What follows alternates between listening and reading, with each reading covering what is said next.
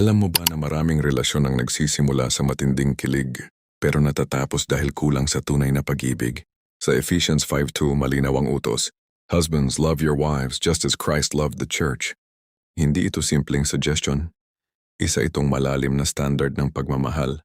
Pero tanong, paano nga ba nagmahal si Jesus Christ? Hindi siya nagmahal base sa convenience. Hindi siya nagmahal dahil perpekto ang church. Nagmahal siya kahit may kapintasan, kahit may pagkukulang, at higit sa lahat kahit may kapalit na sakit at sakripisyo. Fun, sacrificial love, pag-ibig na may kapalit na sakripisyo. Ang pagmamahal ni Jesus ay hindi libre, may presyo, at ang presyo na iyon ay ang kanyang sariling buhay sa krus.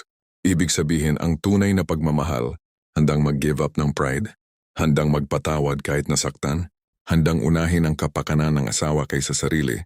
Sa marriage, hindi mo pwedeng sabihin na mahal kita kung ayaw mong magsakripisyo. Minsan ang sakripisyo ay simple lang.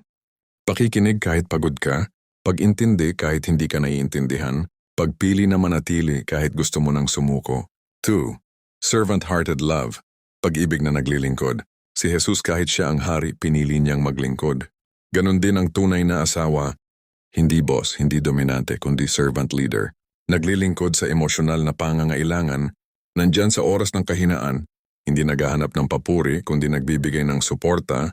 Ang tanong, sa relasyon mo, naglilingkod ka ba? O naghihintay ka lang na pagsilbihan? 3.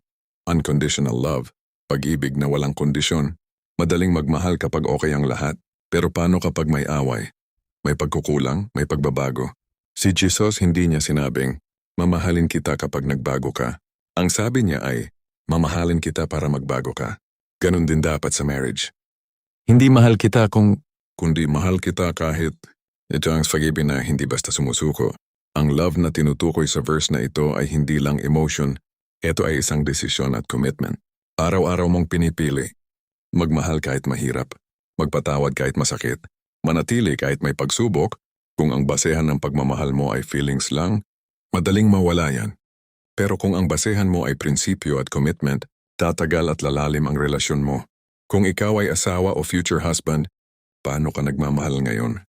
Handa ka bang magmahal gaya ni Jesus kahit may sakripisyo? Simulan mo ito ngayon. Huwag hintayin na maging perfect yung partner mo. Ikaw ang mag-set ng standard. Ikaw ang magpakita ng tunay na pagmamahal. Dahil sa dulo ng lahat, ang pinakamalakas na relasyon ay hindi yung walang problema, kundi yung piniling magmahal kahit may problema. Ang pag-ibig na gaya ng kay Kristo, hindi lang sinasabi. Ito ay ibinibigay, isinasabuhay at pinaninindigan.